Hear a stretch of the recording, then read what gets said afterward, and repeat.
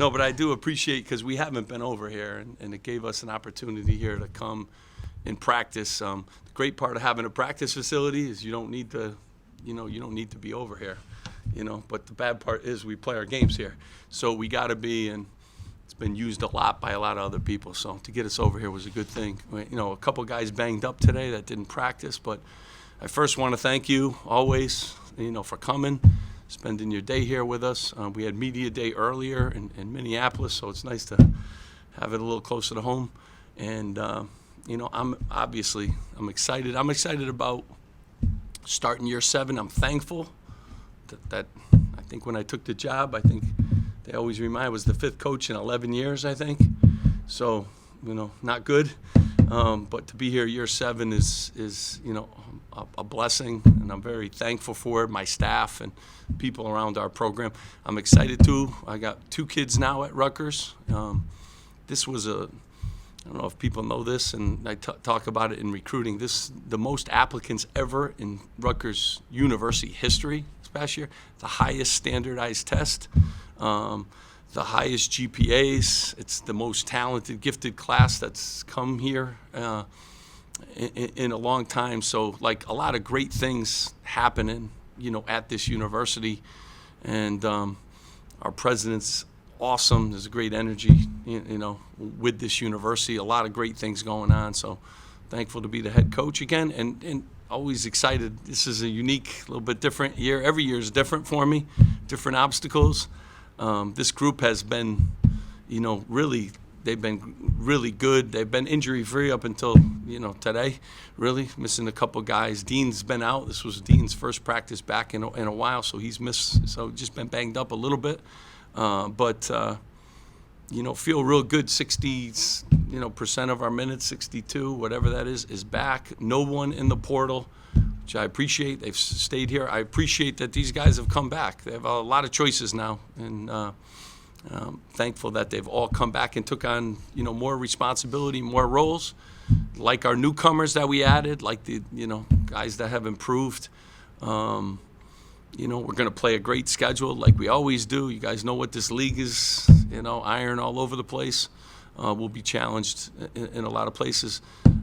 Excited today to hear the news too. Coach, Corso told me we have 3 games right now, three completely sold out. Yeah, so Seton Hall, Michigan, Indiana. And Seton Hall are sold out. And, we expect every game to be sold out. There's not a lot of tickets left, for those other ones. And also wanted to just remind people that we're playing, Fairfield coming up. That is the only game that people can get 100 level or 200 level tickets. We're doing it for Eric LeGrand and his foundation, playing Fairfield. My longtime coach, Jay Young, who does a great job there. Those tickets, we tried to make those affordable and, obviously for a great cause, going to Eric LeGrand. But if you want 100 level or 200 level, that'll be the only game that you can get them for. So, try to jump in and bring your families and that. And again, Eric obviously is an ambassador to Rutgers and to everybody. So goes to a great cause. So appreciate that. Jerry, want you to go? Sure, Steve, just to follow up about the 2 guys who were missing, Caleb and Antonio, what can you tell us about how they're doing? Yeah, I mean, our guy, I think like all of our guys just banged up. I think Antonio tweaked his ankle yesterday and Caleb tweaked his knee, so hopefully they're seeing doctors and they're doing rehab and all that stuff. So hopefully, we'll have them back soon, But all our guys have kind of, Jalen had, an issue with his knee. I think he's on the mend, so he's been back. He missed sometimes. Dean missed some days. So preseason's been long that way, but we really haven't had long stretches. A cut guy here, a guy there, so we've been blessed in that area. Keep them healthy. That's always the most important part of the year. You mentioned a couple times this preseason that you've had no one in the portal. People talk about recruiting. How big of a part of recruiting is retention right now in this sport? Yeah, I mean, I was just happy guys all feel valued and have stayed. I think retention moving forward is going to be, really, really important. You'd like to take over programs and your freshmen become sophomores and your sophomores become juniors become seniors. That's how it's been. Now that's not the case at a lot of places, So I'm thankful that, that at our place, those guys all became a year older, and I think they learn lessons as freshmen. I think they fight through obstacles. They learn things as sophomores. I like our blend this year particularly. I like our blend of experience, and I like our blend of young and enthusiastic, newcomers, and the addition of Cam Spencer and Derek and Wolf. And you didn't see Antonio Chol today, but he's shooting the ball as well as anybody. So I like their blend of enthusiasm and their personalities going with our veteran guys that, have been around a lot, know what the league is like, know what the wars of the conference are like. But that's going to be a hard thing moving forward, Jerry. It's just not the way it is anymore. And I'd like to keep it that way, though, here at Rutgers, if we can. Steve, you talked about Jersey Mike's Arena before. Is there any update on the renovations there? Yeah, I mean, there's been no talk of that. So, I haven't had any conversations. I think it's way down the road, but like I said, not a lot, has happened there. The great part I love Jersey Mike's just the way it is right now. I like how we fill it. I like how our students come out. It's become a really tough place to play, and that's changed a lot in 6 years. And this year will be no different. I know students are excited about, the season. So, somewhere down the road that'll happen, and I'm not too worried about that right now, to be honest with you. Got a lot of other things to worry about. Eric? Coach, you've talked before about new players in the program needing a year to acclimate. Cam Spencer obviously has a lot of experience, led the Patriot League in scoring. How is he acclimated to the program, and how's he going to help this year? I mean, just he's done a really good job, in our locker room. The guys really like him a ton. I mean, he's mature. He came as soon as he could come, so he's been here all summer long. And, you see his game. He does more than shoot. That's the great part. He can really pass the ball. He's a good anticipator off the ball. He's led us in steals a lot of days in practice, along with Caleb, obviously. But, yeah, he's been a nice addition. He's built. He's strong. I mean, he never gets tired. He's in great shape. He was the leading scorer in the Patriot League. So I always say this, when you get a guy who's leading scorer in the league, everybody on the other team is trying to stop that guy. So if you're still scoring 20 points a game against the best defenders, but he's blended in. The guys really respect him. He's in the gym he lifted this morning, practice now. He'll be the first guy shooting after practice, and then he watches film. Real good student, another great kid from a good family. He's very, very nice addition to our program and most importantly to our locker room. So. Go ahead, Ed. Thanks.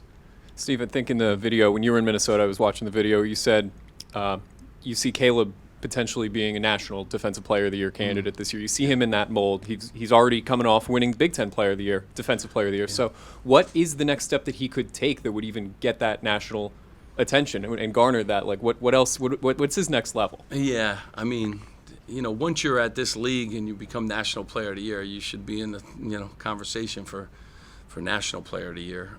Anyways, he was last year a little bit, but he's improved in a lot of areas already. But he feels more confident with our stuff. I'm going to give him more freedom to roam and to maybe gamble a little bit more than I have in the past. So he's such a good anticipator off the ball. But I also think he can guard post players. Like we have him at times guarding Cliff, in practice.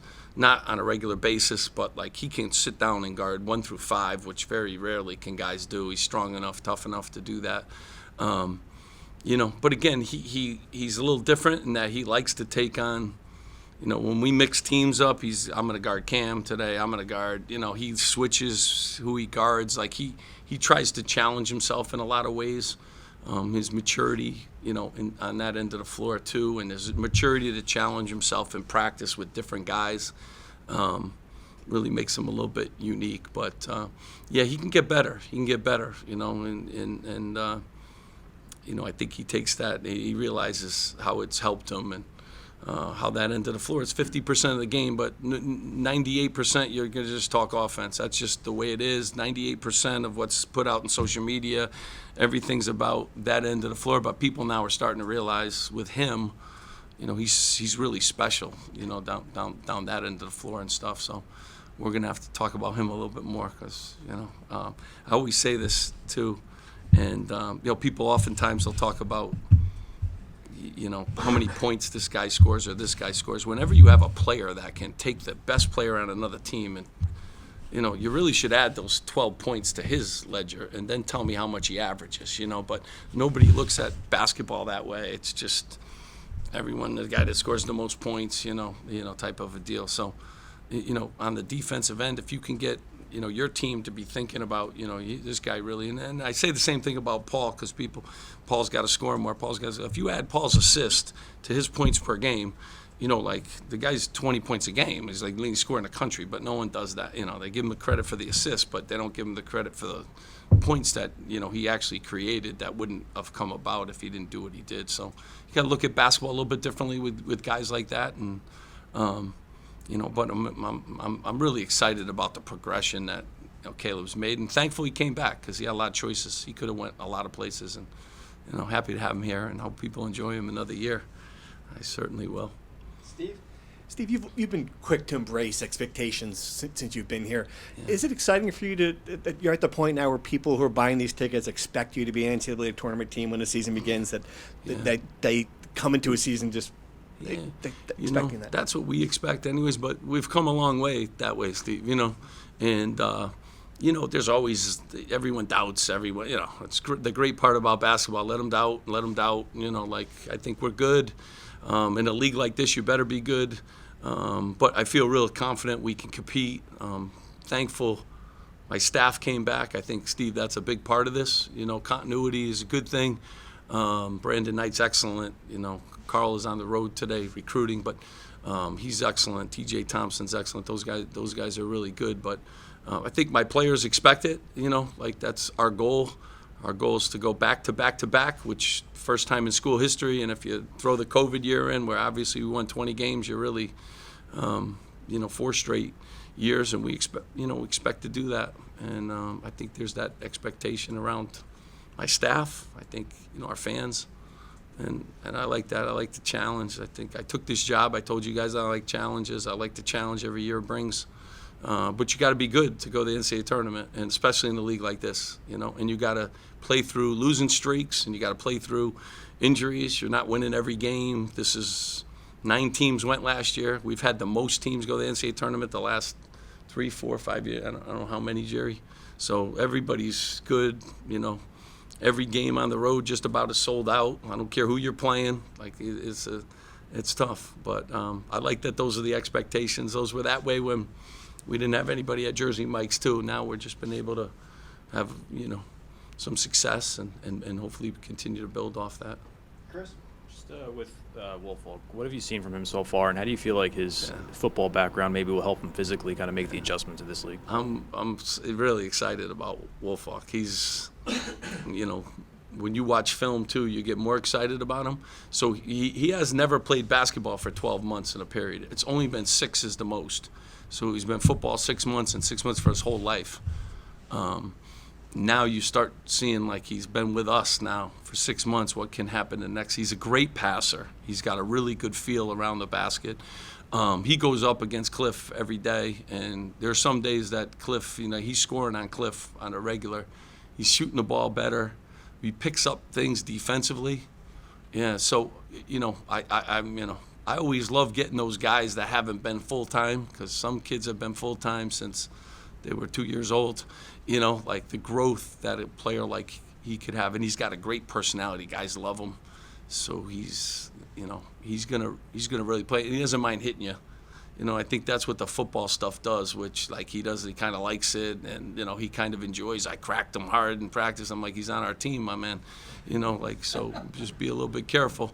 Save it for somebody else. But I really like he brings a good energy too. He's got a good motor. So it's getting better.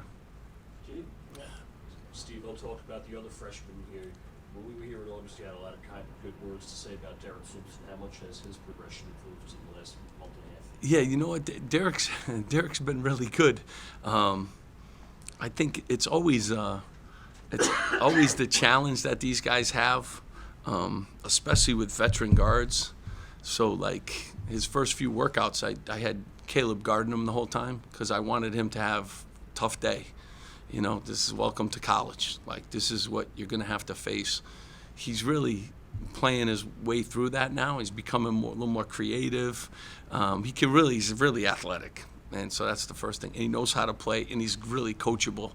But he's learning those freshman things. So you got to fight through screens. These are real screens. You got to stay in a stance the whole possession. You got, end of the shot clock. You got to know who you're throwing it to, And he's getting himself into good shape. I think the biggest adjustment, high school kids just aren't in college shape, So, and that's hard. That's hard to learn.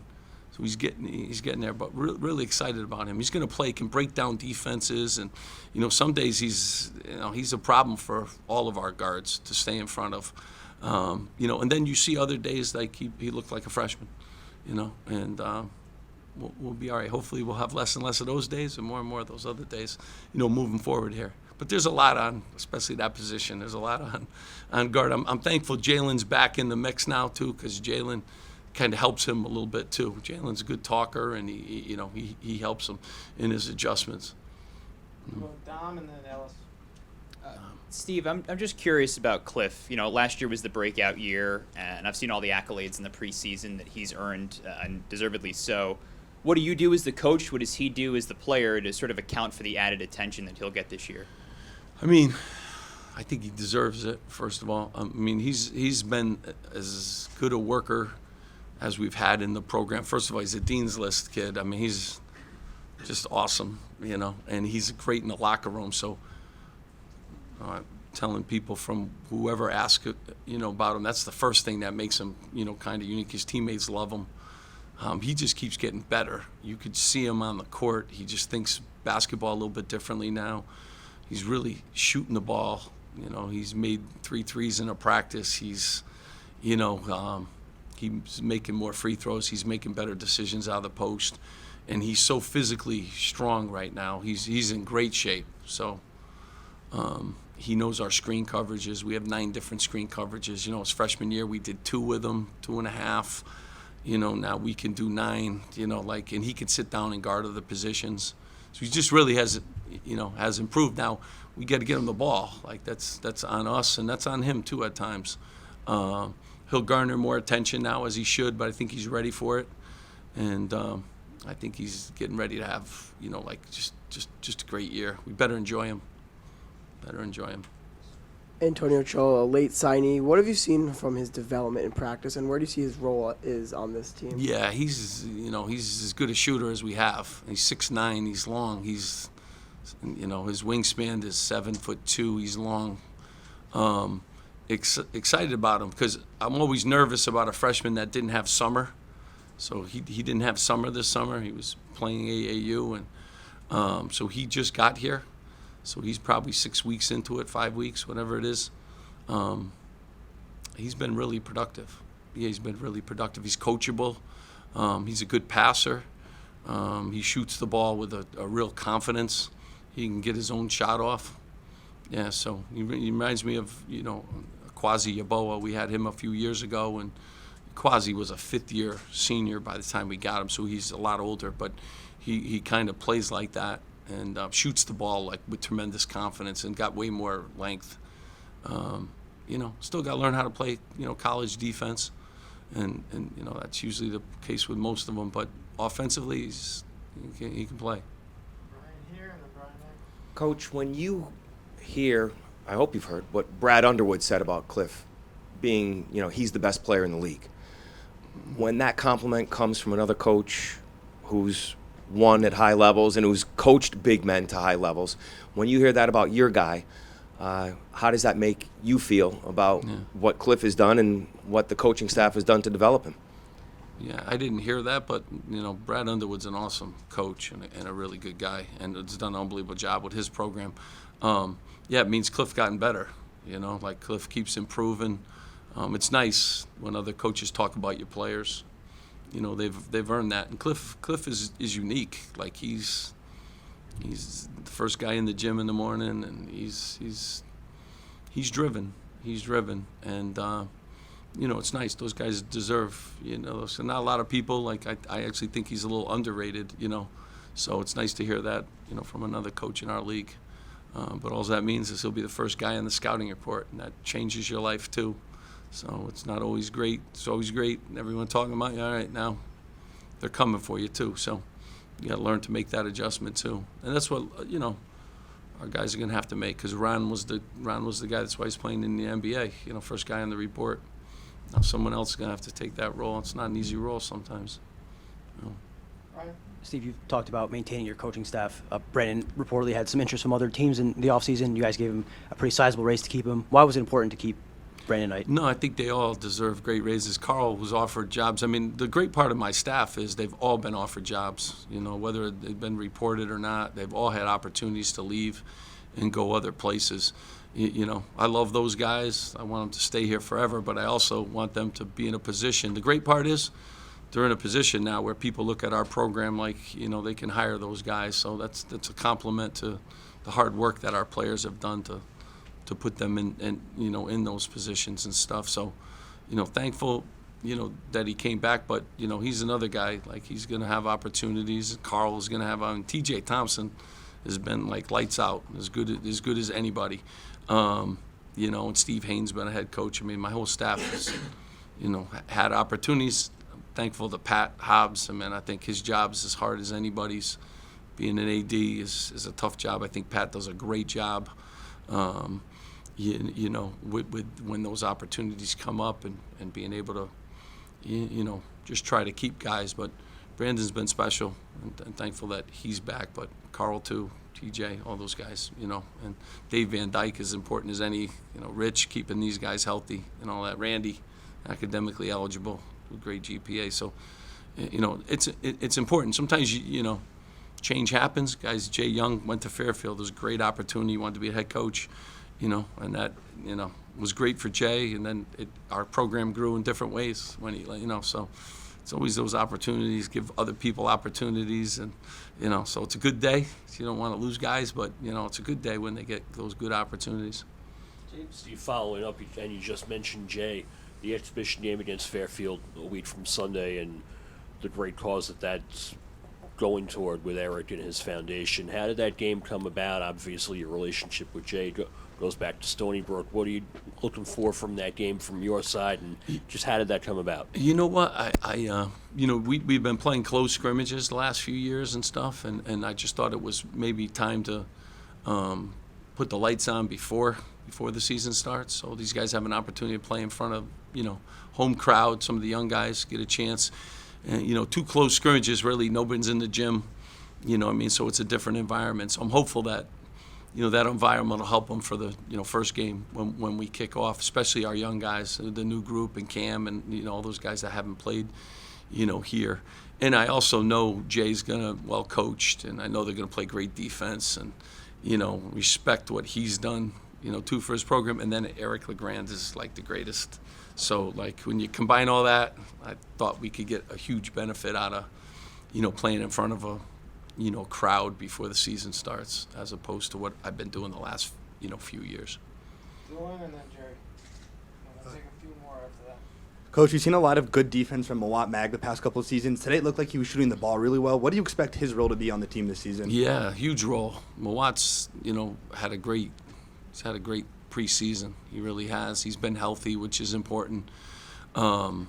He's a high energy guy. You know, he started games for us too. He's been, you know, a really good player. I mean, Gio was out last year, you know, for the Purdue game, and Mawat started that game, and, you know, has done a lot of, you know, really good things. But he can shoot it. He's posting up. He's high energy. He gets tip-ins. He's one of our leading offensive rebounders. He can guard multiple positions. You know, and I think Dean and he, you know, every day they went up against Ron Harper. Like, that's a good thing.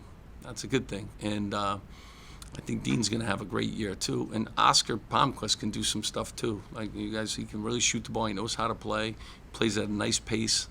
Andre Hyatt will get more opportunities too. But, all those guys are really important. And, they can play multiple positions, and they're going to have more opportunities. But Mawat has, really had a great offseason. Going into the year, too, I can move him around. He can play fours. He can guard threes. He can guard twos. He can sit down and guard a point guard. So another guy that gives me tremendous, versatility. And he's been here. He knows what the league is like. He's been here. He's not learning stuff for the first time, So, I appreciate, that part of him. He's been in big games. He's made big plays for us, So I think about those things. Andre Hyatt against Indiana made the 2 biggest free throws of the season. These guys have been, and now they'll have more opportunity, which I'm happy for them. They've worked for that. Jerry right here. Steve, following up about retention, are there characteristics you look for in recruiting that give you an idea that a player, will be loyal or will be easier to retain? I still try to recruit great kids, Jerry, from great families. You try to get a feel for the programs that they're from, too. I think that's an indicator, too, sometimes. I would say this, I said this to NBA people many times. I said, Ron Harper, one high school, one AAU program, one college. There's not guys like that anymore. He came here, he stayed. Paul Mulcahy, these guys, have stayed. So past is usually an indicator, sometimes of the future. But I also think it's an indication of how we treat our guys, the right way. But, I think if you're up front with people from the beginning, and, I tell these guys all the time, Caleb McConnell will tell you, when I sat down with Enos, I said, it's not going to be easy. You're going to have to work your tail off. You're going to, this isn't Disney World. College is just tough. You got to go to school. You got to do, then when they come back and they say, I told you, you're going to have to do this, this, and that. And you may not play as a freshman. You may play a lot, So I think when you have a good staff, too, that, helps them, guide them through all the obstacles, is, they're already having obstacles, The first day that Antonio Cho lifted weights with Dave Van Dyke, the next day he couldn't lift his arms. So, but we already prepared him for that. You're going to feel awful for about 3 weeks. You know what I mean? Just fight through it. And he couldn't lift it. I can't shoot. I can't, he went through it. What we had already told him that's how it's going to be. Now he lifts weights every day, he's through those kind of things. So I think when you can have those real conversations with, people, and we have good people here surrounding our program. There's great people at Rutgers, kind of explain to them, good people are going to help you through the, tough times. And this isn't high school anymore. I think sometimes, that helps too. But you got to have special people around them because he's have a lot of opportunities now. And there's always someone in the rear. Tell them the grass is greener, and the grass is just different every place. That it's not always greener, So have those conversations with you guys. But I'm very thankful too. They got 1 year this year. That's what you're kind of. He's got 1 year. Everyone stay on board at the end of the year. We'll talk, and there's always going to be some things that we need to improve on, some things that they need to improve on. But hopefully you get through the year, and just get to fight through the obstacles that every kid faces, And we've been fortunate and thankful. They all, again, I think 1 of 5, 6 programs. It's probably going to be none next year. I mean, who knows? It's certainly not going to be. No one in the portal, I can promise you that, so it's probably going to be more like 3,000 or something. That's what it keeps, heading to. So that's what it is. If you were a free agent every year, you guys may be, someone's going to give you something here. You all may be losing your jobs too every year, go somewhere different, right? So same thing now. These kids have a lot of choices, A few more here. which is Adam. good. Steve, you mentioned Oscar a few minutes ago, and that's what I wanted to ask you about next. We saw him run with the 2s in 5-on-5s earlier. From his, I guess this is the start of his third year in the program now. So from his second year to his third year, how have you seen him improve, or in what areas have you seen him improve, and what role do you imagine for him now? Yeah, this has been the first time, he's healthy finally. He's always had some injuries and some backs and some foots and some things like that. He's real mature now. He's another guy in line to graduate and stuff.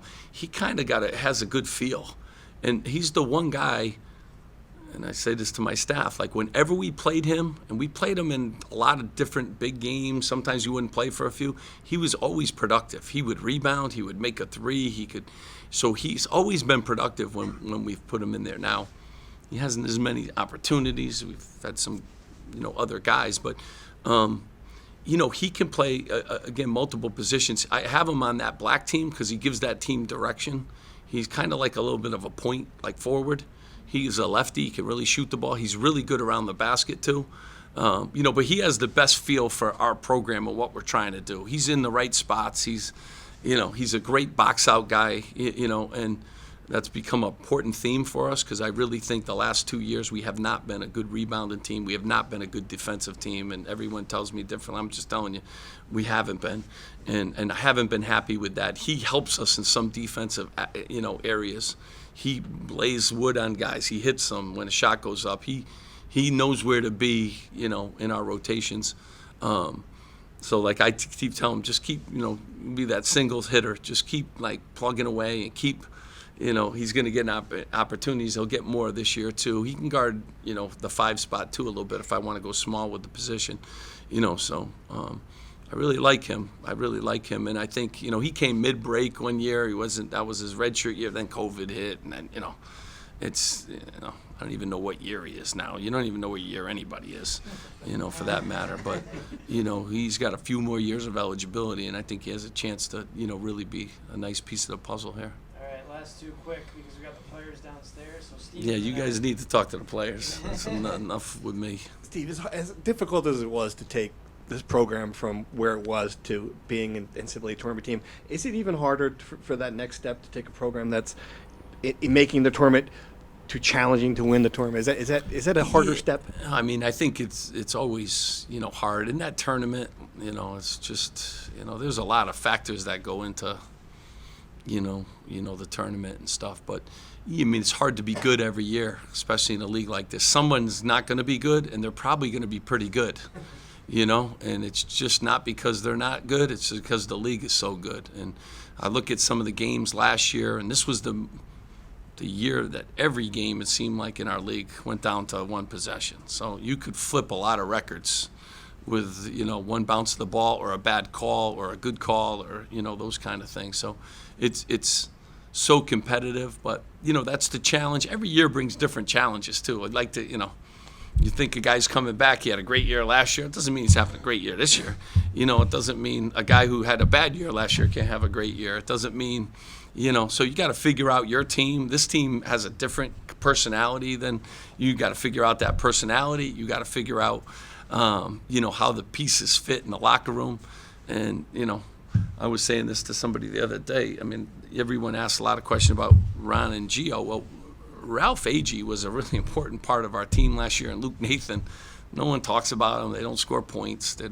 They were awesome. They were awesome in the locker room. They were awesome in how they talked to players. Like, those are really important, like, pieces too that don't get anything. So it's hard to be good every year, and you got to have a lot of pieces fit well. You got to stay healthy.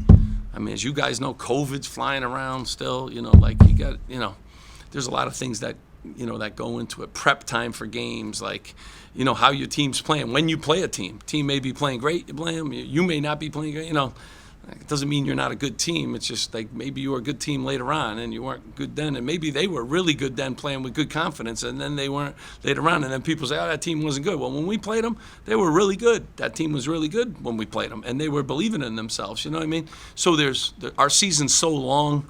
So you got to get through all those, like, obstacles, and I say obstacles, and sometimes you guys, like, and it's so true, and they come in every day. I walk into my office, it's Caleb today. I mean, he's been, like, great, like, like Antonio can't. He's been our best shooter, like, he can't. All right, so now someone else has. Now Mowat was playing the 3 spot today. Mowat's been playing the 4, I mean, but that was good. I like to see him, at that position too. So there's just so many obstacles that go in, to being good, and everyone can't be good, especially in a league like this, or perceived to be good, because someone has to finish, last, and that kind of thing. But I like the challenge that I'm at now.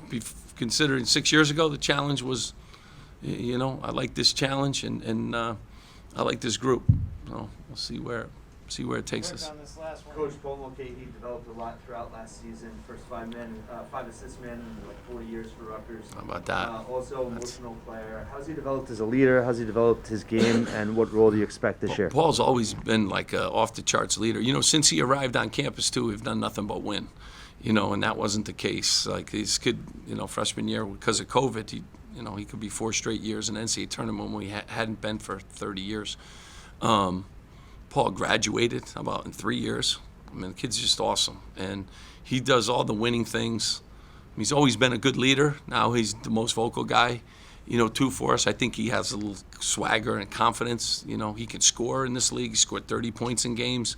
He led the league in, you know, assists, like you said. But he also is a rebounder. I mean, he makes, you know, unbelievable plays.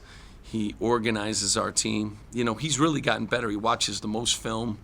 You know, he's been a good leader to our young guys. Just continues, you know, to grow. And I think physically, too, he's grown. Like, I mean, guys usually shrink when they get to, I've never had a guy, I think he's like 6'8" now. He's really a big guard. I mean, as big as you can get at that position. So I like that part of it, too. I don't know what he's eating or whatever, but he's getting bigger and stuff. But, you know, he just got a different confidence. He's been through a lot, you know, so you really trust those guys. They've played in every big game. He's made a ton of big plays for us and big shots.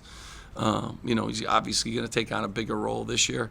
But he had a pretty big role the last few years, too, and a huge role in us, you know, winning and playing basketball, like, with a little swagger.